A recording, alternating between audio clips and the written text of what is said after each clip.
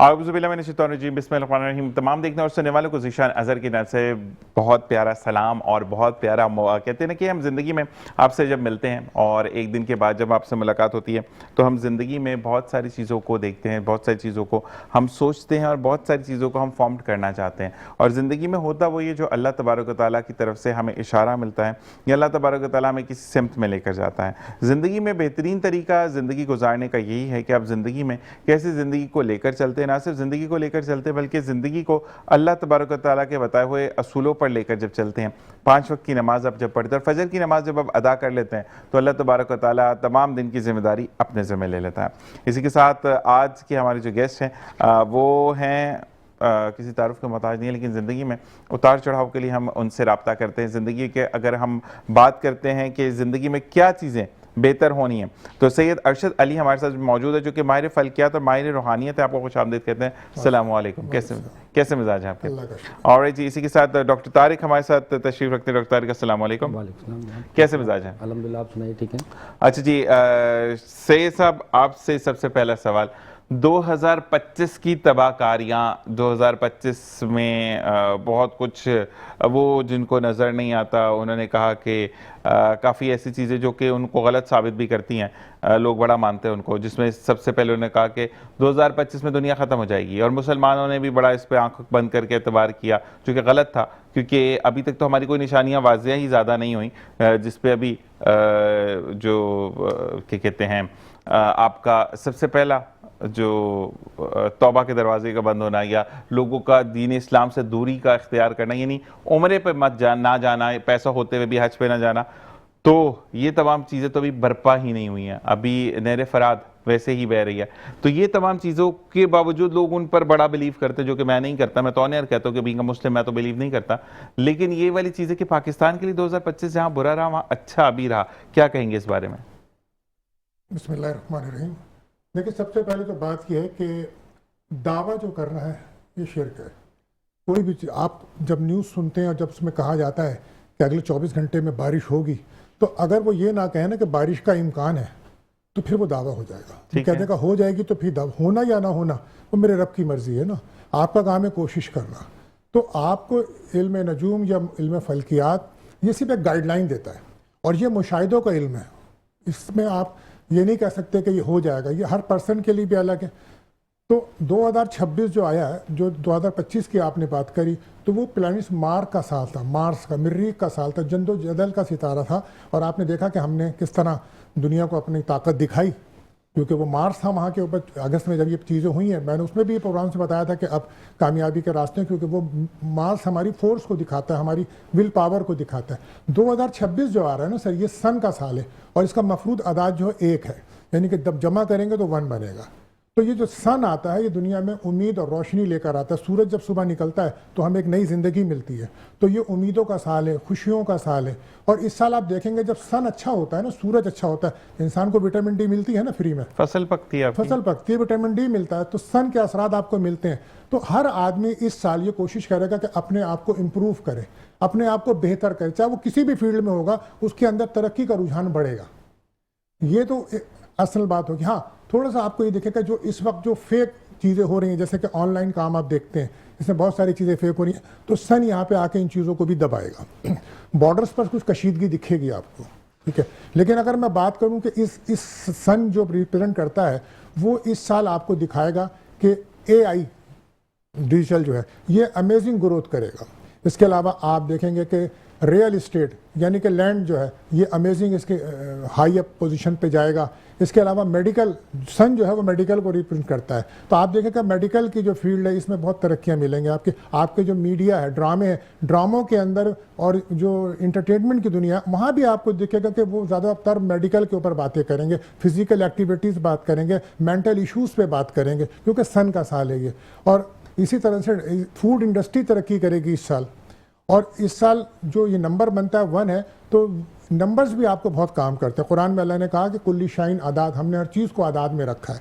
हम जिस दिन पैदा होते हैं उस दिन कोई तारीख होती है, स्कूल जाते हैं वहाँ कोई नंबर्स मिलता है, गाड़ी का नंबर, घर का नंबर, लेकिन हम ना इल्म है, हम जानना नहीं चाहते। हम अपनी आंख से दुनिया को देखते हैं तो वही दिखता है जो हम देखना चाहते हैं। जब हम इल्म हासिल करते हैं तो इल्म इक़रा बिस्मि रब्बिकल खल्क़, पढ़ अपने रब के नाम से। हमने इल्म हासिल सिर्फ अपनी नॉलेज के, अपने काम के मुताबिक करा है, हमने वो तमाम इल्म सीखा ही नहीं है। मैं अगर इंजीनियर हूँ तो मुझसे इंजीनियरिंग की बातें करें, मैं वो अच्छी कर लूँगा, लेकिन आप इस तरफ नहीं आएंगे।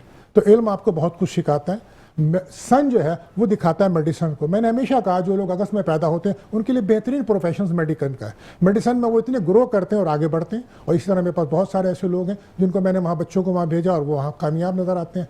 तो ये जो साल है, इस साल अगर जो लोग अपने लाइफ को बैलेंस करना चाहते हैं तो जो बच्चे 30 साल से कम उम्र हैं उनको नंबर 6 मददगार साबित होगा, और जो 30 साल से ऊपर हैं उन्हें नंबर 5 बहुत ज़्यादा सपोर्ट करेगा। तो इन 2 नंबर्स को करें और सूरज शम्स को इस साल पढ़ना 22 से बरकत साबित होगा। ठीक है जी। डॉक्टर साहब आपकी तरफ आते हैं। डॉक्टर साहब ने कहा, जैसे कि सैयद अरशद अली ने कहा कि 2026 में हम डॉक्टर की बात करेंगे। हमने तो पहले बुलवा लिया, 26 से पहले आपको बुलवा लिया कि हम बात करने डॉक्टर की। तो आज हम बात करेंगे अबाउट आपकी जो स्किन के ऊपर बहुत ज़्यादा ड्राइनेस आ जाती है, जिसमें से आपके वो कहते हैं ना ब्रेकेबल लिप्स आ जाते हैं, इसमें कट कर या आप थोड़ा सा छींक मारते हैं या आवासी लेते हैं जिसको आप नाक से खून आ जाता है। तो ये तमाम चीज़ें मुझे बताइएगा कि इससे कैसे क्योर कर सकते हैं। स्किन की जो फेस के ऊपर ड्राइनेस है या हाथ बहुत ज़्यादा खुश्क हो जाते हैं, वो तो आप मॉइस्चराइजर लगा लेते हैं, लेकिन उसके अलावा क्या करें जिसके पास मॉइस्चराइजर नहीं है? देखें, इसका डायरेक्ट इफेक्ट मौसम का इस पे होता है, और मौसम चूँकि वेदर ड्राई होता है, हवा में नमी की कमी हो जाती है। अब वो हालांकि कराची साहिली शहर है, लेकिन यहाँ भी हवा वेदर ड्राई हो जाता है काफ़ी हद तक। अब जितनी ड्राइनेस बाहर होगी तो उसको जाहिर सी बात है, एक कुदरती मैकेनिज़्म है कि हमारी हवा में एक नमी मखसूद हद तक होना ज़रूरी है। तो हम अपनी बॉडी का जो पानी लॉस कर रहे होते हैं, हमें देखें सर्दियों में पसीना नहीं आता ज़्यादा, तो ये हमारी बॉडी मुस्तकिल पानी लॉस कर रही होती है हमारे पोर्ट्स के थ्रू। जैसे हमें पसीना आता है, इसी तरह से पानी भी निकल रहा होता है, हम उसको फील नहीं करते, हमें उसका पता नहीं चलता। उसको रिकवर करने के लिए सबसे बेस्ट है कि हम पानी ज़्यादा पिएँ। तो जब पानी की कमी होती है स्किन से, हमारे skin is organ of a body. हम पूरी बॉडी में देखें, आंखें, नाक, कान, इसी तरह हम पूरी स्किन को भी एक ऑर्गन के तौर पर मेडिकल में लिया जाता है कि ये भी स्किन भी बाकायदा एक ऑर्गन है। अब उससे जब वाटर लॉस हो रहा होता है तो हम थोड़ा पानी सर्दियों में प्यास ना लगने की वजह से कम पीते हैं, तो सिंपली डिहाइड्रेशन और उसकी वजह से फिर स्किन के ऊपर एक तरह से फटना, होंठ फटना, नाक भी ड्राई हो जाती है क्योंकि हम ड्राई एयर लेके जा रहे होते हैं। अब जो ड्राई एयर अंदर जा रही होती है तो आसपास का जो हमारा ट्रैक है, अपर रेस्पिरेटरी ट्रैक, उसकी एयर भी साथ वो लेती हुई जाती है, तो वहाँ पे ड्राइनेस पैदा होती है। उसके नतीजे में उमूमन बच्चे नाक में सफाई वगैरह करते हैं तो थोड़ा सा खून उनको आ जाता है। उमूमन माएँ जो है उसके लिए फिर वो सरसों का तेल वगैरह लगा देती हैं, पुराने टोटके। कुछ माएँ तो सर पे ठंडा पानी डाल देती हैं, हाँ, वो नक्सीर वगैरह के लिए, लेकिन उमूमन नाक से वैसे खून आना इस बात की निशानी है कि ड्राई एयर है। अब ड्राई वेदर का हल सिंपली पानी है, मतलब ज़्यादा पानी पिए और किसी भी किस्म का अच्छा मॉइस्चराइज़र या फिर वेजलिन वगैरह जो होती है, पेट्रोलियम जेल, जब हम लगाते तो हमारी स्किन पे सिंपली एक कवरिंग आ जाती है जो पानी के लॉस को रोक देती है। अच्छा, वैसे बेस्ट है, मैंने पुराने ज़माने में भी देखा, लोगों को सुना, देखा तो खैर इतना नहीं, लेकिन एक जानने वाले हैं उनके ना बाल अभी तक डॉक्टर काले हैं, तो मैं उनसे ही कहता हूँ ही इज़ लाइक 81 या 80 के हैं वो, तो मुझे कभी भी मिलता था उनके बाल गिने चुने नहीं बाल हैं लेकिन वो काले हैं, तो मैं कहता हूँ अंकल आप डाई करते हैं? कहते नहीं बेटा कभी डाई नहीं किया, बस मैं एक काम ये ज़रूर करता हूँ, मुझे उनकी वाइट है प्योरली जैसे आपकी वो, तो कहते मैं क्या करते जवानी के भी टाइम पे ना, तो मैं वो उस वक्त की जो सेंट्स थी ये तो लेकर मैं ज़रूर मूँछों पे लगाता था कि मुँह से खुशबू आए, तो उनकी कोई थी साई की? हाँ, तो कहते हैं कि मैंने हमेशा ज़िंदगी में 5 कतरे एक नाक में सरसों के तेल के या जैतून के तेल के, 5 कतरे कान में और नाफ में ज़रूर लगाया, तो ना मुझे ड्राइनेस हुई है। और वाकई में ही मैंने भी ट्राई किया कि जब आप नाफ में, कान में और नाक में, आप नॉस्ट्रल्स के अंदर जब आप ऑयलिंग कर लेते हैं तो आपको ड्राई वेदर भी इतना इफेक्ट नहीं करता। तो कभी आपके गले में जो खिच कहेंगे उसको क्या कहेंगे, जो एक थोड़ी सी खराश जो आ जाती है, उसके अंदर भी आप अगर नाक के थ्रू इतना ऑयल डालते हैं कि आपको गले तक जाता है, तो वाकई में एकदम से वो मिर्चें सी लगती हैं आपके गले में, लेकिन उसके बाद वो क्लियर अप की तरफ से काफ़ी देर तक उसका असर रहेगा। सिंपल एक मैकेनिज्म है ना, काफ़ी देर तक असर रहेगा। फिर जितनी देर आप ब्रीदिंग कर रहे हैं तो वो जो वहाँ से नमी है वो उस एयर में नहीं शामिल होगी जो हम इनहेल कर रहे हैं, एक्सेल कर रहे हैं, इनहेल कर रहे हैं, दोनों में। अच्छा, सैयद अरशद अली आपके लिए सवाल है कि 2025 की अभी हम बात करते हैं, 26 पे हम जा ही नहीं रहे, ठीक है? 2025 के अंदर आपने क्या बेहतरी देखी? सबसे पहली बेहतरी तो हमने मार्का हक किया, दूसरी बेहतरी हमने एयर शो में दिखा दी, और तीसरी बेहतरी के जब एयर शो का वो अपना क्या कहते हैं आपका जो क्या हेलमेट होता है वो उतारा तो बीच में से हमारी फातिमा बीबी निकली जिन्होंने राफेल तैयारा गिराया। तो ये तो पाकिस्तान के अचीवमेंट्स। और आप बताएं। देखिए, जब 2025 को रिप्रेजेंट करता है मार्स प्लैनेट्स, मार्स जब आता है तो रूल रेगुलेशन को दिखाता है, पावर को दिखाता है। तो हमारे यहाँ जो चीज़ें भी हो रही हैं वो ताकत के बल पे हो रही है ना। तो ये अब ये जो टाइम चल रहा है, जो आप नवंबर की बात कर, नवंबर तो ख़त्म ही है, अब इस टाइम से ये बिल्कुल आखिरी महीना रह गया है और इस महीने ये चीज़ें और इम्प्लीमेंट होंगी तेज़ी के साथ। लेकिन जैसे ही ये साल चेंज होगा उसके बाद आपको बहुत ज़्यादा आसानियाँ और कुछ अच्छी चीज़ें मैसर आना शुरू हो जाएंगी, क्योंकि सन बदलते के साथ ही मार्स का जो दौर है वो ख़त्म हो जाएगा और सन का दौर शुरू हो जाएगा। सन के दौर शुरू होने के बाद लोगों के अंदर अपने ऊपर अवेयरनेस आ जाएगी, वो अपने ऊपर तवज्जो देना शुरू करेंगे बजाय किसी को सुनने की। तब्दीलियों का साल आएगा और उसके अंदर आप देखेंगे मैनेजमेंट में तब्दीली आएगी, लीडरशिप में तब्दीली आएगी, नए चेहरे सामने आएंगे, आपके नई चीज़ें सामने आएंगी, मजहबी शख्सियात बहुत वाजे होकर सामने आएंगी। तमाम चीज़ें तब्दीली की तरफ जा रही हैं। बिल्कुल आखिरी मराहिल, आखिरी महीना है, इसमें जो कुछ होना था इस साल वो हो चुका है। अच्छा, आपके लिए एक सवाल आया है। सवाल ये है कि मुझे शाह साहब से पूछ के बताएं, मेरी तारीखें बताएं जिशान भाई, आप वाली है लेकिन सन चेंज है 3 सितंबर 1986 और मेरी प्रॉब्लम ये है कि मेरी 14 जगह पर बात चली और 14 जगह पर बात टूट गई। और आप किसी से भी पूछते तो वो कहते नहीं, हम उनको भाई मानते हैं, हम उनको दोस्त मानते हैं, हमने कभी इस नज़र से नहीं देखा। तो क्या मेरी ज़िंदगी में या मेरे नसीब में शादी नहीं है? देखिए, बात यह है कि शादी के लिए अगर आप एस्ट्रोलॉजी में जाके देखते हैं, जो फल्कियात में देखते हैं, वो बड़ा रीज़न मिलता है आपको, क्योंकि 7th हाउस मैरिज का हाउस होता है। शादी का घर, पार्टनरशिप का जो घर है वो 7th हाउस है। बाई बर्थ जिस वक्त ये पैदा हुए हैं, अगर उस वक्त उस हाउस के अंदर मैनिफिक्स प्लैनेट्स, एक प्लैनेट्स का नाम लूँगा सिर्फ केतु, अगर वो वहाँ पे बैठा है तो डिनाई ऑफ मैरिज होता है। वो बंदा खुद भी शादी नहीं करता, लोग भी उसके लिए शादी की तरफ नहीं आते हैं। लेकिन इसके लिए अगर हम अल्लाह ताला से रुजू करें, कुरान से मदद हासिल करें, क्योंकि हमें शफा तो वहीं से मिलेगी ना, तो उसके लिए इनको ये करना चाहिए अगर इनकी बात नहीं बनी है, क्योंकि ये साल इनकी शादी का साल है और ये चल रहा है 2025 या 26। ये इनके लिए, हाँ, ये इनके लिए बहुत अहम साल है इस मामलात के लिए। अगर ये थोड़ा सा एक अमल कर लें तो इंशाल्लाह उसमें भी इम्प्रूवमेंट बता दें। तो उसको इनको ये चाहिए, उस बच्ची को ये चाहिए कि थोड़ा सा फजर से थोड़ा पहले उठें, आधे घंटे पहले उठें सुबह, और 2 रकात सलातुल हाजत पढ़ें और उसके बाद सूरह रहमान पढ़ें, सूरह रहमान पढ़ें और अपने लिए दुआ करें अल्लाह ताला से। उसके बाद मगरिब के बाद मगरिब की नमाज़ पढ़ें, वहीं बैठी रहें, उठें नहीं, अव्वल आखिर 14 बार दुरूद शरीफ अव्वल आखिर पढ़ें और आयत करीमा पढ़ें, ला इलाहा इल्ला अंता सुब्हानका इन्नी कुन्तु मिनज़ ज़ालिमीन। इसको 313 बार पढ़ के दुआ करें। अब अगर इनके ऊपर ये एक शादी का अमल बता रहा हूँ, अब अगर इनको लगता है कि इनके ऊपर किसी ने जादू किया है, किसी ने बंदिश करी है, तो किसी भी वक्त दिन में ये अव्वल आखिर 3 बार दुरूद शरीफ पढ़ें और सूरह यासीन पढ़ें। सूरह यासीन के ऊपर 7 मुबीन आते हैं। जब भी मुबीन आए इनको चाहिए 7 बार सूरह नास और 7 बार सूरह फलक पढ़ें और इस तरह से ये सूरह को एक ही बार पढ़ के मुकम्मल कर लें। इंशाल्लाह ये अमल 41 दिन करें। अगर इनके ऊपर कोई रुकावट है, कोई जादू है, बंदिश है, इस सूरह यासीन की बरकत से अल्लाह ने चाहा इनका ये भी कट जाएगा और इनके इस साल इनको अच्छा प्रपोजल भी आ सकता है और अच्छा रिश्ता भी आ सकता है इंशाल्लाह। इसी बारे में मजीद बात करेंगे कि बड़ी शादी की रुकावटें हैं और शाह साहब से और मजीद जानेंगे और डॉक्टर साहब से भी जानेंगे कि स्किन को कैसे अच्छा करेगा, शादी डन हो जाती है। ये तमाम चीज़ें एक ब्रेक के बाद देखते रहिए मुस्कुराती सुबह विद ज़ीशान सर। और जनाब वेलकम बैक। और अब हमारे साथ मौजूद हैं नासिर नईम लोधी साहब, जो कि डिप्टी सेक्रेटरी, जनरल सेक्रेटरी हैं डिस्ट्रिक्ट कोरंगी के। और आज हम इनसे जानेंगे कि कोरंगी जो है वो अब तरक्की की तरफ है। तो कोरंगी में जब आप पहले जाते थे तो हम ये कहते थे कि किसी बयाबान जंगल में आकर टूटी रोड, लेकिन अब शहर का जो, अगर आप डिफेंस या इतराफ काला पुल की तरफ जाए तो वो थोड़ा खंडर लगता है। और कोरंगी को डेवलपमेंट क्यों मिल रही है, क्यों दूसरी तरफ तवज्जो नहीं दी जा रही, ये तमाम चीजें नासिर साहब से पूछेंगे। अस्सलाम वालेकुम। वालेकुम सलाम। कैसे मिजाज हैं? अल्हम्दुलिल्लाह। अच्छा, मैंने इनको आते साथ आपको कहा कि डॉक्टर वाला आपका अपीयरेंस है तो सबसे पहले तो बीइंग अ डॉक्टर आपने जो कोरंगी चेंज कर दिया। नहीं, बेसिकली एनवायरनमेंट इंजीनियर हूँ। माशाल्लाह, एनवायरमेंटल तो मेरा अपना बिजनेस भी एनवायरनमेंट से कंसर्न है। अच्छा, माशाल्लाह। तो आज ऑफिस डे, आज आपने बुलाया है तो ऑफिस के लिए मैं तैयार होकर बेसिकली निकला। क्या बात है। तो शुक्रिया।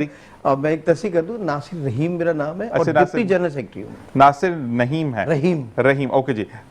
नासिर रहीम साहब, मुझे ये बताइएगा कि कोरंगी का हाल पहले तो बड़ा बेहाल था, अब आप लोगों ने चार्ज लिया तो मतलब माशाल्लाह जो तरक्याती काम हो रहे हैं किन किन सेक्टर्स में हो रहे हैं मैं आपसे जानना चाहूँगा, और अभी क्या डेवलपमेंट्स हैं? जी मैं बताता हूँ आपको। कुरंगी में पहली दफ़ा कुछ जियाला चेयरमैन टाउन का आया, नईम शेख साहब, और जो हमारी डिस्ट्रिक्ट की जो काबीना है उसमें जो हमारे डिस्ट्रिक्ट सदर और जनरल सेक्रेटरी ये सब यंग लोग हैं। अब मुझ समेत जितने, मैं तो थोड़ा शायद सबसे ज़्यादा एज में मैं ही हूँ शायद, जितने अभी लोग हैं, तो बाकी सब कम उम्र लोग हैं। तो वो कुछ वो और वही लोग हैं जो कुरंगी लांडी में रहते हैं, वहीं उनका बचपन गुजरा है मुझ समेत। वो जो लांडी कुरंगी हमें बहुत ज़्यादा याद आता है जब बड़े सबसे ज़्यादा पार्क का एरिया था, सबसे ज़्यादा ग्राउंड्स का एरिया था।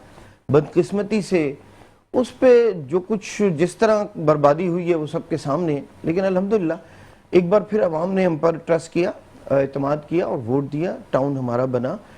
उसमें सिंध गवर्नमेंट और चेयरमैन बिलावल भुट्टो जरदारी साहब का बड़ा अहम रोल है।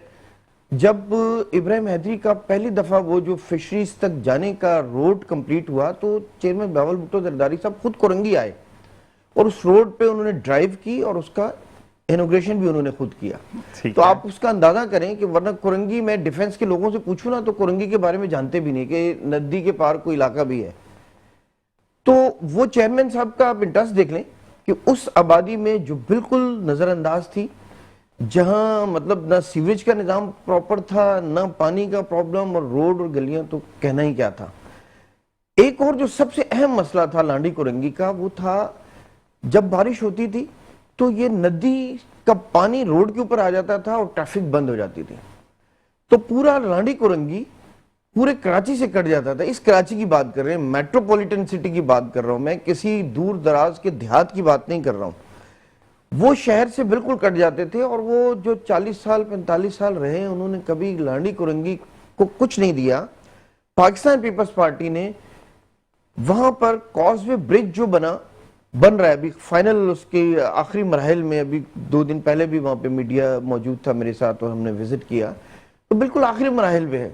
उसका एडवांटेज ये आप देखें कि वहां पर सिर्फ आबादी नहीं है बल्कि पूरा कुरंगी क्रीक का इंडस्ट्रियल जोन है, और वो इंडस्ट्रियल जोन कराची के जितने इंडस्ट्रियल जोन है उन सब पे ऊपर, जैसे ताज के ऊपर वो कोहिनूर होता है ना, वो उस तरह का इंडस्ट्रियल जोन है। मैं एक दफा प्रोग्राम में आया था तो शायद कोई साहब बैठे हुए थे, वो लाहौर की वो इंडस्ट्री सुंदर की स्टेट की बहुत ज्यादा बात कर रहे थे, तो उनको कुरंगी क्रीक का वो इंडस्ट्रियल जोन लाजमी आना चाहिए, विजिट करना चाहिए। तो वो कनेक्टिविटी आप देखें कि एक तो आवाम की कनेक्टिविटी खत्म हो गई रोड बंद होने से, फिर वहां पर जो इंडस्ट्री है उसकी कनेक्टिविटी खत्म हो गई, और फिर पाकिस्तान नेवी और एयरफोर्स के क्रीक के ऊपर अहम तंसीबात हैं, उनकी कनेक्टिविटी भी सिर्फ सी के जरिए रह गई, रोड से खत्म हो गई। अब अल्हम्दुलिल्लाह ये हुआ कि ये पुल जैसी फाइनल स्टेज पे चल रहा है, बिल्कुल आखिरी शटरिंग कल खुल रही थी उसकी, तो ये जैसी कंप्लीट होगा तो आप देखें कि ये प्रॉब्लम हमेशा के लिए खत्म हो गया इंशाअल्लाह। ये तो एक बहुत बड़ा जो तोहफा है, और इसका अब लोगों के अंदर एक इतना पॉजिटिव रुझान है कि लोग अब यौम तासीस का जलसा चेयरमैन बिलावल भुट्टो जरदारी साहब ने जो कराची का जो मरकजी जलसा हमने रखा है वो कुरंगी में रखा है, और कुरंगी का वो जो शहीद जुल्फकार अली भुट्टो क्रिकेट ग्राउंड है, आपको वैसा ग्राउंड कहीं नहीं मिलेगा। आप किसी पूरे टाउन में आप देख लें, जितने उस हमारी डिस्ट्रिक्ट के अंदर 4 टाउन है, उन चारों टाउन में से आप देख लें वैसे ग्राउंड कहीं नहीं मिलेगा आपको। इतना खूबसूरत ग्राउंड चेयरमैन हमारा टाउन चेयरमैन नईम शेख साहब की एफर्ट सारी, उजड़ा हुआ कचरे से भरा हुआ, और चंद माफिया वहां पे इतवार बाजार लगा के पैसे कमाती थी और कुछ नहीं होता था। अल्हम्दुलिल्लाह इसी तरह पार्क्स, रोड्स, इसके अलावा 5 नंबर कुरंगी जो रोड ट्रैफिक की वजह से स्टक कर जाता था, वहां पे एक ब्रिज पहले बनाया, उसको दो रोया करने लगे, उसके साथ दूसरा ब्रिज भी शुरू कर रहे हैं। इसी तरह जो 2.5 नंबर कुरंगी है वहां पे ट्रैफिक का बड़ा संगीन मसला था, डबल रोड जो कहलाता है, वहां पे ब्रिज कंप्लीट किया, अल्हम्दुलिल्लाह ऑपरेशनल है, और वो काफी हद तक, अब उसके साथ कोई 50 के करीब मैरिज हॉल है जो कनेक्ट करते हैं उसको शहर से आने वाली बारातों को। तो वो टाइम तो ऐसा होता था कि डबल रोड तो बिल्कुल 2-2 घंटे फंसे हुए होता था बिल्कुल। अब वो ब्रिज बनने से ये कि बारातें डायरेक्ट ब्रिज से क्रॉस करती हैं और पहुंच जाती हैं। तो ये वो काम है जो कि, और ये मैं एक बड़ा माजरत के साथ आपकी बात काट रहा हूँ, लोगों का कहना यह है कि पाकिस्तान पीपल्स पार्टी वाले सिर्फ जो ना अपनी तारीख बयान करते हैं, भाई तारीख नहीं, हम तो हाल बयान कर रहे हैं अपना, तारीख बयान अगर करें तो बिल्कुल किया। कि नासिर रहीम लोधी साहब deputy general secretary district Korangi के, और एक चीज़ मैं आपके लिए बोलूँगा सर, रिक्वेस्ट आई है तो मुझे बोलना आपको काटना पड़ा, वरना मैं आपकी बात नहीं काटता, बड़ा अच्छा लग रहा था कि जितना भी इतराफ़ का इलाका है जहाँ पर मैरिज हॉल है, ठीक है, वहाँ पर प्लीज़ गाड़ी जो पुलिस की है या कुछ सिटी वार्डन्स है उनको तैनात कर दे, क्योंकि लोगों की काफ़ी शिकायत आती है आपकी वजह से। नहीं, अनासिर जो है वो तो शारा फैसल पर भी घूम रहे हैं, जाते जाते चाबी निकाल लेते हैं और फिर लोगों को लूटते हैं। तो अगर पुलिस वहाँ पर मौजूद होगी मेन एरिया पर जहाँ से एंटर होते हैं, जहाँ से एग्जिट हो रहे हैं मेन रोड्स पर, तो वहाँ पर बड़ी बेहतरी हो जाएगी। आपके लिए बड़ी रिक्वेस्ट आई है। अच्छा, मैं अर्ज कर दूं, वो जमान टाउन थाना लगता है उसको बेसिकली, और वो जितने हॉल्स हैं कोस्ट गार्ड की कस्टडी में है, और उन्होंने उसकी पार्किंग अलग से बनाकर, और अपने सिक्योरिटी गार्ड्स होते हैं उनके कोस्ट गार्ड के। नहीं, मैं बाहर की बात, बाहर पे हमने कोरंगी इंडस्ट्रियल एरिया कुछ एरिया को लगता है और कुछ जमान टाउन लगता है, उससे बहरहाल गश्त तो बढ़ाया हुआ है, लेकिन इस पे हम फर्दर देखते हैं। बिल्कुल आपसे क्योंकि रिक्वेस्ट है, एसएसपी से बात करेंगे हम इससे और उसको इम्प्रूवमेंट करेंगे। बिल्कुल, क्योंकि इम्प्रूवमेंट और मौजूदा जो एसएसपी वो भी काफी ज्यादा मतलब एफर्ट्स करते हैं, काफी एग्रेसिवली काम करते हैं। अच्छा जी, जहां तक आपने तारीख की बात की तो मैं तारीख की एक चीज को दोहराऊंगा कि पाकिस्तान पीपल्स पार्टी, जब बिलावल भुट्टो जरदारी साहब पैदा हुए तो वो अमेरिका में भी पैदा हो सकते थे, और उनको लेडी डिफरेंट हॉस्पिटल लियारी में पैदा किया गया। और बीबी के बारे में मैंने पढ़ा था, क्योंकि उस वक्त क्या कहते हैं उनकी जो तकरीर थी, जो कि इनके बिलावल के शायद तीसरे दिन आपको स्टिचेस लगे हुए थे बीबी से मोहतरमा शहीद साहिबा को, और आप डाइस पर मौजूद थी, तो तारीख तो है जी। ये तो वो है जो कि मैं कहूँ कि ख़वातीन का एक ऐसा वो पीरियड होता है जो वाकई काफ़ी मतलब यही वजह है कि कदमों में जन्नत है अल्लाह ताला के हुक्म के मुताबिक। तो ये मुख्तलिफ करता है हमें उनसे, और उस तकलीफ को, आवाम की तकलीफ को ज़्यादा महसूस करती थी मोहतरमा। ये तो कुछ भी नहीं है। जिस वक्त कारसाज में धमाका हुआ था तो आप पाकिस्तान के जितने लीडर्स आप देख लें, कंटेनर के करीब ब्लास्ट हुआ, मोहतरमा शुक्र अल्हम्दुलिल्लाह बच गई उस ब्लास्ट में। वो जाकर किसी बंकर में नहीं बैठ गई, बल्कि बिलावल हाउस तक तो जबरदस्ती उनको लेकर गए, और उसके बाद वो हॉस्पिटल्स में थी।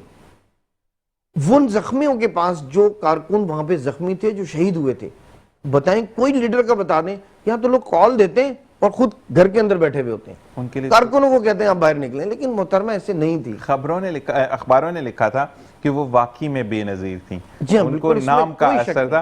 दरअसल आपकी तरफ आते हैं, हमने जैसे कहा कि ड्राई स्किन होगी बात हमारी, लिप्स की हमने बात करी।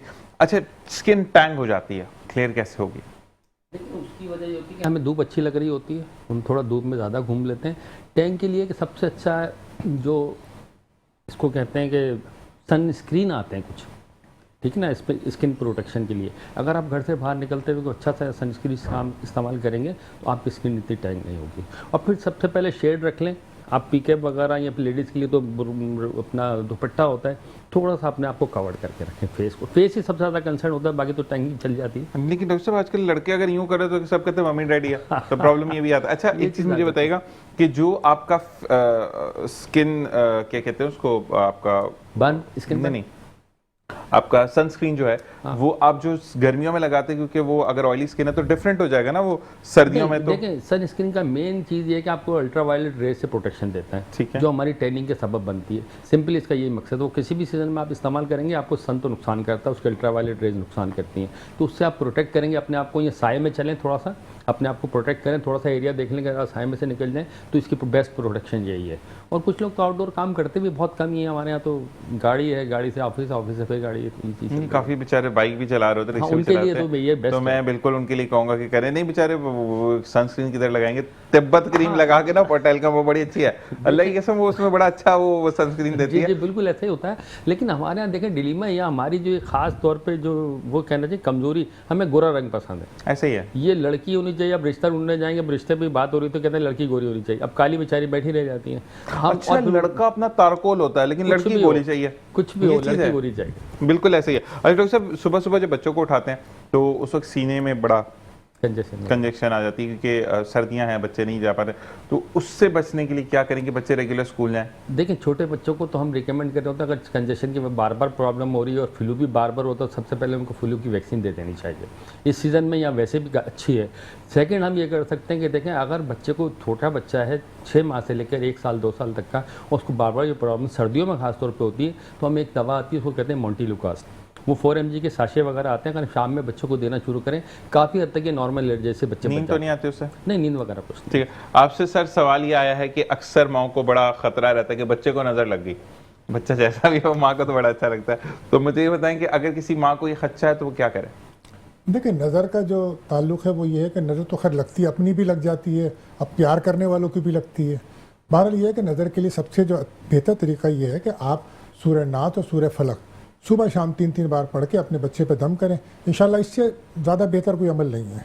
बाकी टोटके भी होते हैं, बहुत से लोग कोई मिर्चों से करता है, कोई पानी से करता है, कोई टोटका कोई भी यूज़ करें लेकिन वो शरा के खिलाफ ना हो, ठीक है, बस बाकी ठीक है। मतलब सूरह नात और फलक आप ये पढ़ के दम करें बच्चे पे, इंशाल्लाह ताला वो बेहतर रहेगा। बेहतर रहेगा। अच्छा, शादी की हमने जब बात की 2026 जो है ना वो हम ब्रेक के मतलब 11 बजे वाले सेशन में डिस्कस करेंगे, अभी हम पुराने सेशन पे बात करते हैं। मुझे ये बताएं कि तलाक का रेशो भी बहुत ज़्यादा रहा 2025 में, और 2025 हमने ये देखा कि लोग निभाने से ज़्यादा कहते हैं ख़त्म करो, तो इस बारे में क्या कहेंगे? देखिए बाद ऑप्शन ज़्यादा है अब आपके पास। हमारे ज़माने में 19 था ना, 19 के जो सन के जो लोग थे वो उस ज़माने में तलाक का रेशो ज़्यादा था, क्योंकि उस ज़माने में जो एनर्जी थी ना वो सन और मार्स की एनर्जी थी। तो उस ज़माने के जो आदमी थे, जो हम लोग हैं उसी ज़माने के लोग हैं, तो हमारे एटीट्यूड्स अलग हैं। और उस ज़माने, आज आप अदालत जाते हैं, जो आपने ये बात करी, आप जाके देखें तो तलाक का रेशो 5% है, ज़्यादातर खुद 95% जो खुला हो रहा है। ऐसे ही है। उसकी बुनियादी वजह क्योंकि अब ऑप्शन आपके पास बहुत ज़्यादा है, अब लोग बर्दाश्त ख़त्म हो गई है। अब ख़वातीन की तरफ से भी आप देखें तो ज़्यादातर तमाम रिक्वायरमेंट पूरी चाहिए आपको। पहले सब्र था, कनात था कि शादी हुई है और आपने अब यहाँ से जो है ना आखिर में ही निकलना, छोड़ना नहीं है, अब वो तमाम चीज़ें नहीं हैं। अब आसाइशें बढ़ चुकी हैं, ज़रूरियात बढ़ चुकी हैं, और फिर ऑप्शन आपके पास इतने ज़्यादा मौजूद हैं कि आप ज़्यादा देर बर्दाश्त नहीं कर रहे हैं। इस वजह से ये चीज़ें बढ़ी हुई हैं। ठीक है, जैसे आपके सवाल आए कि कुरंगी के जब तरक्याती काम हो रहे हैं तो वहाँ पर एक भाई ने सवाल ये किया कि रोड बन जाता है सब कुछ, उसके बाद लोगों को खुदाई याद आती है कि हमने तो पानी की लाइन डालनी थी, हमने तो गटर को क्लियर करवाना था, गैस की लाइन डालनी थी, तो ऐसे लोगों के ऊपर फाइन क्यों नहीं लगाया जाता? बहुत अच्छा सवाल है ये। बदकिस्मती से सिविल सेंस जो हमारे यहाँ उसकी कमी की वजह है ये बेसिकली। अच्छा, उसमें एक तो ये था ना, इदारे कर रहे हैं काम जो, तो इदारों में हम इस कोशिश पूरी करते हैं कि हम जितने भी ये काम है, अभी बहुत सारी जगह पे डेवलपमेंट के काम जो चल रहे हैं यूसीज में, मुझे इल्म है, मेरे इल्म में, वहाँ पे हमने कोशिश की है कि पहले सीवरेज और ये सारे काम करके और उसके बाद फिर उसके रोड्स की कंस्ट्रक्शन करें। लेकिन अब जैसे कराची, ओवरऑल में कराची की बात करूँ कुरंगी लांडी के अलावा, तो आप देखें कि अरबों रुपए का फंड दिया स्वीगेस ने टाउन्स को कि रोड कटिंग की मद में, उसकी एक फीस है बाकायदा, टाउन को आपने अगर रोड कटिंग करनी तो एक फीस पे करती है। अब वो अरबों रुपए अगर टाउन ना लगाएं उस रोड कटिंग की रिपेयरिंग में, तो उस इदारे का तो कसूर नहीं है। सिर्फ एक टाउन की बात करूं, मॉडल टाउन में तकरीबन को 1 अरब से ज्यादा का फंड दिया है, रोड कटिंग का चालान पे किया उन्होंने, लेकिन वहां के रोड्स के आप हाल देख लें, और लोग वो वहां पर टाउन के चेयरमैन है जो कहते हैं कि हल सिर्फ हम ही है। तो ये एक प्रॉब्लम्स हैं, और इसमें जो लोग सिर्फ बातें करते हैं उनको काम करने की भी जरूरत है। इस पे पिछले दिनों भी हमारे मेयर मुर्तज़ा वहाब साहब ने कहा था कि मैं इसको केस करूंगा, जिन लोगों के पास अरबों रुपए स्वीगेस ने दिए वो रोड नहीं रिपेयर कर रहे। बज़ाहिर आम आदमी को तो ये नहीं पता होता कि रोड रिपेयर के पैसे इन्होंने ले लिए, वो तो ये कहता है कि पीपल्स पार्टी की हुकूमत है जी, पीपल्स पार्टी का मेयर है। एग्जैक्टली यही बात है, इसकी वजह से ये सब कटिंग चल रही है। बिल्कुल एक चीज है, एक्चुअली ये होता है कि एज पर कानून और आइन के वो टाउन चेयरमैन के पास वो फंड चला गया, अब वो टाउन चेयरमैन ने उसको यूटिलाइज करना है। अब वो अगर रख कर बैठे हुए उन ट्रस्ट लेके मजे ले रहे हैं और लगाने में इंटरेस्टेड नहीं, तो इसमें पाकिस्तान पीपल्स पार्टी क्या कर सकती है? हाँ, हमसे कंसर्न टाउन में कहीं ऐसी जगह है तो हम जरूर खुद जाके हाईलाइट करते हैं और इस पे प्रेशराइज करते हैं लोगों को हम। मैं बिल्कुल सिंध गवर्नमेंट की अगर हम बात करें तो नासिर साहब, क्योंकि पाकिस्तान पीपल्स पार्टी की हुकूमत है, जिना हॉस्पिटल में कुछ गलत होता है हम पीपल्स पार्टी को ओपनली चैलेंज करते हैं कि आपका गलत है, लेकिन मैं ज़रूर यहाँ पर ये भी कहता हूँ कि हमारे यहाँ पर लोगों के अंदर गंदगी बहुत है, बहुत ज़्यादा लोग जो हैं वो प्रॉब्लम करते हैं। कॉल है, देखते हैं कौन है हमारे साथ। अस्सलाम वालेकुम रहमतुल्लाह। जी अब्दुल रज़ाक बात कर रहा हूँ कराची से। जी कौन बात कर रहे हैं? अब्दुल रज़ाक बात कर रहा हूँ। अब्दुल रज़ाक साहब, कैसे मिजाज हैं आपके? बस अल्हम्दुलिल्लाह, आप कैसे? माशाल्लाह प्रोग्राम बहुत अच्छा चला है। आपने अपने मेहमानों से उनके अर्ज में सलाम मेरा, और ये मैं बात करना चाह रहा हूँ तलाक के सिलसिले पे। और फिर दूसरी बात आऊँ शेख, ये जो तलाक का रेशो भी बताया कि उन्होंने 90 में इतना था और उसके बाद इतना बढ़ गया, और अभी इस वक्त खला लेने का बहुत ज्यादा रेशो बढ़ रहा है। इन्होंने कहा कि 5%। तो बात ये हो रही है तलाक 5% है लोगों के हतमी हिसाब में बहुत ज्यादा वो होता है कि अगर शौहर का थोड़ा सा काम ब्रेक हो जाए या वो बीमार हो जाए, ठीक है, तो क्या ये तरबियत होती है उसके घर की कि वो अपना साइड खुला की तरफ आ जाए, और जबकि बच्चे भी हों 4 उनके। ठीक है। तो ये एक ऐसी प्रॉब्लम है कि जो मैं फेस कर रहा हूँ लोगों के, हमारे नेबर्स की। तो इस तरह के मसाइल हमारे यहाँ रोजाना जन्म लेते हैं, उस पर अभी तक हमारे यहाँ कोई ऐसी पॉलिसी इम्प्लीमेंट नहीं है, कोई अवेयरनेस नहीं है। फिर दूसरी बात आपकी तरफ ये लेकर आता हूँ, अभी भाई मेरे बात कर रहे थे पॉजिटिव फंड की, कि जो फंड आता है हमारा वो आप आके देख सकते हैं कि कहाँ लग रहा है। शहर की हालत इतनी बुरी है कि लोग स्वाइन यानी इस्तीमा उनको हो रहा है, कई बीमारियां हो रही हैं, मलेरिया हो रहा है, डेंगू हो रहा है, लेकिन जू नहीं रिंग रही इंतजामिया पर, जिसे कहते हैं ना जू नहीं रिंग रही। लेकिन इस पे सबसे बड़ा अहम है, और आप इस बात को इश्यू उठाते रहते हैं। मैं आपको और जी बहुत बहुत शुक्रिया आपका कि आपने कॉल की। जवाब जो है वो ब्रेक के बाद लेते हैं। देखते रहिए मुस्कुराती सुबह विद ज़ीशान अज़हर। जी ना, वेलकम बैक। और इसी के साथ साथ जो कॉलर भाई थे उन्होंने सबसे पहले तो नासिर भाई ये बात की कि मलेरिया और जो डेंगू हो रहा है लोगों को वो फंड से हो रहा है। मुझे समझ नहीं थोड़ी सी बात, लेकिन ये है कि वो ये कहना चाह रहे हैं शायद कि पानी जो रस्तों में खड़ा है उस पर नजर सानी नहीं की जाती, उस बारे में आंसर चाहते हैं वो। नहीं, उसमें डेंगू और मलेरिया दोनों की उन्होंने बात की। पहले तो रज़ाक साहब का शुक्रिया कि उन्होंने ज्वाइन किया और कम से कम उन्होंने किसी सोशल एक्टिविटी में पार्टिसिपेट किया। ये हमारा बहुत बड़ा प्रॉब्लम है, ना हम इलेक्शन में वोट देने जाते हैं ना किसी सोशल एक्टिविटी में पार्टिसिपेट करते हैं। तो रज़ाक साहब आप बड़े ही काबिल तकलीद हैं लोगों के लिए, बहुत शुक्रिया आपके क्वेश्चन का।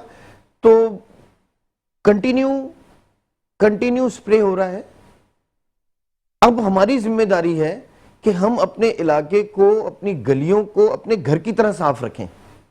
हमारा मसला ये है कि हमारा घर हम साफ रखना चाहते हैं, लेकिन घर के बाहर ही हम कचरा फेंकना चाहते हैं। जबरदस्त, ऐसा ही है। और फिर वो कहीं कहीं सीवरेज का नाला गुजर रहा है तो वहां बाकायदा छावी पे घुमा के, हालांकि सॉलिड वेस्ट वाले कचरा उठा रहे हैं, लेकिन उसके बावजूद हमारी ख्वाहिश होती है कि ऐसे बड़ा खूबसूरत सा घुमा के और नाले में फेंके हम, और निशाना लगा के। तो वो एक हमारी, चूंकि क्रिकेट विकेट भी सारे हमारे जीन में है ना, तो वो भी एक हम अपना मुजाहरा करते हैं। तो बुनियादी तौर पे अगर हम घर, मोहल्ले और इलाके की सफाई में जब तक लोग अपना किरदार अदा नहीं करेंगे, कोई इदारा नहीं कर सकता। ऐसे ही है नसर, बिल्कुल आपने सही कहा। और हमारे यहाँ पर तो देखते हैं एक करोड़ की गाड़ी में से ऐसे सामान कचरा बाहर थ्रो करते हैं, भाई 500,000 रुपया किसी कचरे वाले को दे दो, उसका भी खर्च चल जाएगा। नसर, अब कड़ा सवाल आवाम की तरफ से, चेयरमैन बिलावल भुट्टो जरदारी साहब ने वादा किया कि हम घर बना कर देंगे। नेशनल बैंक ऑफ पाकिस्तान से आप उसको आसानी के साथ पर हासिल कर सकते हैं। शफाफ कितना है? क्योंकि हुकूमत की माजी के कुछ वादे थे, माजी की हुकूमत की बात करूंगा जितने भी, तो वो वफा नहीं हुए। अच्छा, हमें कितने % अश्योरिटी है कि इलेक्शन के बाद भी ये चीज़ें कंटिन्यू रहेंगी, या नहीं अगर कोई हुकूमत आती है तो ये चीज़ें सब खत्म हो जाएंगी, या हमें मिल जाएंगे घर? कितनी शफाफियत है इसमें? अच्छा, ये मैं अर्ज कर दूं कि जो ये प्रोजेक्ट है बेसिकली सैलाब से मुतासरीन के घरों की बहाली और नए घरों की तामीर का प्रोजेक्ट है। इसमें चेयरमैन बिलावल भुट्टो जरदारी साहब ने 21 लाख घरों का वादा किया। ऐसे ही है, और बड़ा मुश्किल काम था।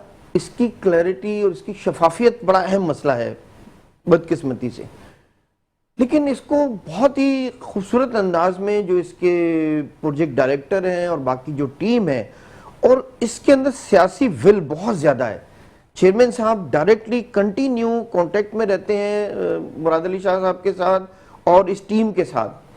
तो इसका पूरा एक पैटर्न, और इसको ये नेशनल बैंक नहीं बल्कि ये वर्ल्ड बैंक का इसमें फंड है। 60%, 40% हमारा सिंध गवर्नमेंट का है। 21 लाख घरों का वादा है, जिसमें से 8 लाख घर जेर तामीर हैं, 6 लाख घर डिलीवर हो चुके हैं माशाअल्लाह। और उन 6 लाख घरों की डिलीवरी भी आप देखें तो उसकी अगर शफाफियत की हम बात करें तो एक सर्वे करती है, वो भी गवर्नमेंट का इदारा नहीं करता बल्कि जो एनजीओ मुख्तलिफ इलाकों में काम कर रही थी, जो वाकई जिनकी स्क्रूटनी करने के बाद उनको हायर किया गया है, वो एनजीओ सर्वे करती है। उस सर्वे के बाद उस घर की खातून के नाम बैंक अकाउंट खुलता है। उसकी अप्रूवल के बाद जब वो सर्वे हो जाता है, अप्रूवल होती है, और पहली किस्त उसको 80,000 रुपए की मिलती है बुनियादें रखने के लिए। माशाअल्लाह। फिर उसको वो एनजीओ ही आके, उसके लिए अलग एनजीओ है जो कंस्ट्रक्शन के बिजनेस से कनेक्टेड है, वो आके उसको इंस्पेक्ट करती है, उसकी पिक्चर्स लेती है और रिपोर्ट सबमिट करती है बैंक को। फिर बैंक से ही उसके अकाउंट में डायरेक्ट पैसे आते हैं उस खातून के। तो इसको रिकॉग्नाइज किया जा रहा है पूरी दुनिया में, और ये दुनिया का सबसे बड़ा इस तरह का पॉवर्टी खत्म करने का प्रोजेक्ट है, 2.1 बिलियन का, आपको पता है। अब बिल्कुल दूसरी चीज शफाफियत के चेक एंड बैलेंस है, चेक एंड बैलेंस है। अच्छा, फिर उसके बाद अगली स्टेप के ऊपर जैसे वाल उसने कंप्लीट की तो फिर उसको कुछ पैसे रिलीज होते हैं, ऐसी छत बनाई उसने तो फिर उसके बाद पैसे रिलीज होते हैं। तो बहुत अगर कोई गड़बड़ करेगा तो 80,000 के बाद उसको पैसे नहीं मिलेंगे। फिर उसके बाद इसकी सबसे खूबसूरत बात, इस मेन डोमिनेंट मुआशरे में जो रजाक साहब भी जैसे अभी बात कर रहे थे, उसमें जो इस घर की मलकियत अब खातून होगी उस घर की। जबरदस्त। तो आप सोचिए बेटी को बिलावल साहब ने जी हाँ। इज्जत दी है, तो मुकाम दिया है। जी हाँ, तो ये आप देखें कि ये एक बिल्कुल मुआशरती तौर पे एक बिल्कुल डिफरेंट बात है कि ऐसे मुआशरे में जहां पे जो कुछ भी है वो डोमिनेट करेगा जो घर का बड़ा है। और दूसरी बात ये कि अगर मैं इस चीज़ को इससे कनेक्ट करूं कि रियासत मदीना के बाद बेटी से आपकी आल चली और बिलावल साहब ने बेटी को ही इज्जत दी कि बेटी वो अहम सतून है ज़िंदगी का कि जिसके बगैर ज़िंदगी अधूरी है। जी हाँ, बिल्कुल ऐसी है। हुकूक निस्वां हमारी बिल्कुल बुनियादी उसके अंदर शामिल है, आइन का हिस्सा है हमारी और हमारे मंशूर का हिस्सा है। तो इसी तरह अगर आप देखें ना तो बेनज़ीर इनकम सपोर्ट कार्ड है, वो भी सिर्फ खवातीन को मिलता है ताकि एक कैश फ्लो जो है वो उस खातून के हाथ में आए, उसके अकाउंट के अलावा ट्रांसफर नहीं हो सकता, डाटा एंट्री नहीं हो सकती। और उसके साथ साथ अगर वो एलिजिबल है, वो सारी जो उसकी रिक्वायरमेंट्स है फुलफिल करती है, तो कोई उसको रोक नहीं सकता और कोई इसको दिलवा नहीं सकता अगर रिक्वायरमेंट फुलफिल नहीं करती। मैं इस बारे में एक बात और पूछूंगा, डॉक्टर साहब के लिए एक सवाल आया। डॉक्टर साहब ये बताइएगा कि बहुत ज़्यादा डाइस से एलर्जी होती है सर्दियों में, तो कुछ ऐसा कोई लिक्विड है या कुछ डाल के, क्योंकि डाई ज़रूरत है और डाई की वजह से। जी, डाई की वजह से। देखिए डाई सबसे पहले तो आप जो चूज करें वो बहुत अच्छा होना चाहिए। सबसे 45 रुपए वाला ना करें, वो थोड़ा हाँ, नुकसान बहुत यूँ समझे कि छान पटक करके आप वो डाई इस्तेमाल करें जो कुछ लोग आपके जानने वाले हैं, कुछ आप खुद भी पहले इस्तेमाल कर चुके हैं, एक आध दफ़ा ट्राई की। और उसका बेहतरीन तरीका मैं आपको बताता हूँ। डाई करने से पहले आप कोई भी डाई ले सकते हैं और लेने के बाद उसको आप अपने स्किन पे किसी एक पोर्शन पे ट्राई करें और 1 या 2 दिन आप उस डाई के रिएक्शन देख लें। अगर वो एक लोग थोड़े से एरिया में आप जाएगा तो एलर्जी आपकी बहुत ज़्यादा कम होगी। अगर वो आपका एक स्किन का एरिया या जहाँ पे हेयर पे आप अप्लाई कर रहे हैं कोई एलर्जी नहीं हो रही, देन विल अप्लाई फुली, तब आप उसको इस्तेमाल करें। और दूसरा अगर हो भी जाती तो फिर एक एंटी एलर्जिक पहले ले लें। थोड़ा सा ज़्यादा सेंसिटिव लोग होते हैं तो कोई भी रिजेक्ट टाइप की टैबलेट या एविल टाइप की टैबलेट पहले ले लें, उसके बाद उसको यूज़ कर लिया। ठीक है, ताकि आप सोए। अच्छा, मुझे बताइएगा ये जिस तरीके से मुझे वार्म हुआ था, ये रिंग वार्म होती, ठीक है, अब इसके अंदर दाने निकल रहे हैं लोगों को और पीप वाले दाने निकल जो खारिज करो फट जाते दोबारा, तो इस एलर्जी को हम किस तरीके से? ये सेकेंडरी साथ में ऐड हो जाती है। देखिए रिंग टाइप के तो ये बन रहे होते हैं, इसके साथ सेकेंडरी इन्फेक्शन साथ में आ जाता है, बैक्टीरियल इन्फेक्शन भी, इसको हम कहते हैं इन्फेक्टेड। अब अगर वो इन्फेक्टेड हो गई है, सेकेंडरी एक्जिमा भी साथ में आकर, तो कॉम्बिनेशन ऑफ ट्रीटमेंट चलेगा इसके लिए। ठीक है, तो इंजेक्टेबल होगा या नॉर्मल? नहीं, दोनों चलती हैं। अगर सीवियरिटी ज़्यादा है तो फिर इंजेक्टेबल भी देना पड़ जाता है, अगर नॉर्मल है तो फिर ओरली एक सेफ्राडिन साल्ट वेलोसेफ आपने नाम सुना होगा, हम उसको कंटिन्यू यूज़ कर सकते हैं। तो इसके ऊपर जो दाग पड़ जाते हैं या बॉडी पे वैसे दाग पड़ते हैं तो उसको कैसे क्योर करेंगे? नहीं, देखें अगर इसी की वजह से दाग पड़ रहे हैं तो ये टेम्परेरी वक्त के साथ साथ चले जाते हैं, चले जाएंगे, उमूमन चले जाते हैं। वैसे अगर दाना अगर फट गया जैसे ये है तो ये मुझे नहीं फील हो रहा कि ये जाएगा। स्किन देखें हमारी स्किन ऑटो रिपेयर कर रही होती है हर चीज़ को। अगर नहीं होती तो एक ट्यूब आती है बहुत अच्छी, जो सिर्फ स्कार्स के लिए होती है। सस्ती है तो नाम बता दें। हाँ, काउंटर ट्यूबेक्स आते हैं, सस्ते से मुराद इतनी ज़्यादा महंगी भी नहीं है, तो उसको अगर प्रॉपरली यूज़ करें तो स्कार के जितने भी निशान वगैरह होते हैं, इवन जो वुंड के निशान होते हैं वो भी खत्म हो जाते हैं। जबरदस्त जी। नासिर भाई आपकी तरफ आएंगे, मुझे बताएंगे कि हमारे पास 1 मिनट मौजूद है कि ये जो मलकियत है ये क्योंकि माँ के नाम जो होती है वो फिर विरासत तकसीम होगी, ये वापस से हुकूमत पाकिस्तान के पास वापस चला जाएगा? हुकूमत पाकिस्तान के पास नहीं है, वो मालिक है, मालिक वो जिसको चाहे दें, और उसकी एक सब लिमिट है, एक पीरियड है, उसके बाद वो ट्रांसफरेबल है। अदरवाइज वो लिमिट ना हो तो वो बेच बाज के निकल जाए। मैं इस मौके पे एक आखिरी मिनट को यूटिलाइज करूंगा कि कुरंगी लांडी में इस वक्त चूंकि 58वां यौम तासीस पाकिस्तान पीपल्स पार्टी ने अनाउंस किया है मरकजी जलसा कुरंगी में, तो कुरंगी की आवाम में बहुत ज़्यादा जोशो खरोश है, कारकुनों में बहुत ज़्यादा जोशो खरोश है, और इंशाल्लाह ताला मैं आपको भी दावत दे रहा हूँ कि आपने लाजमी आना है। आपने मुझे अपना नंबर देके जाना है, मैं आपको तंग करूंगा ताकि हम वहां पहुंच जाएं। बिल्कुल जरूर आइएगा, और आप देखेंगे कि कुरंगी लांडी एक बिल्कुल दुनिया तब्दील हुई नजर आएगी इंशाल्लाह। और बाकी जो शहर से लोग आ रहे हैं, मेरी उनसे दरख्वास्त है कि टाइम पर आ जाए, वरना कुरंगी के ग्राउंड में जगह नहीं मिलेगी। बहुत बड़ा ग्राउंड है लेकिन कुरंगी के लोग ही भर देंगे। नहीं, मकसद ये है कि जब काम अच्छा होता है ना नासिर भाई, तो फिर एक चीज़ होती है कि लोग आवाम आना चाहते हैं। नासिर भाई आपका बहुत शुक्रिया कि आपने ज्वाइन किया। अभी आपसे नंबर लेकर आपको तंग करना हम शुरू कर देंगे ताकि आवाम के जो सवाल आते हैं वो हमसे आपसे हम करें, और हम आपको वक्तन फ़वक्तन बुलाते रहें ताकि लोगों को अवेयरनेस आती रहे कि हम कैसे बेहतर से बेहतरीन काम कर सकते हैं, जिसमें सरफ़हरिस्त नासिर रहीम लोधी साहब हमारे साथ मौजूद रहेंगे। डॉक्टर साहब आपका बहुत बहुत शुक्रिया कि आपने ज्वाइन किया, आपका शुक्रिया, लेकिन आप अगले सेशन में साथ है क्योंकि अभी भाई का सवाल दिल बड़ा दुख रहा है मेरा, तो उसका जवाब हमने देना है। एक ब्रेक के बाद देखते रहिए मुस्कुराती से बात। जी शान है सर।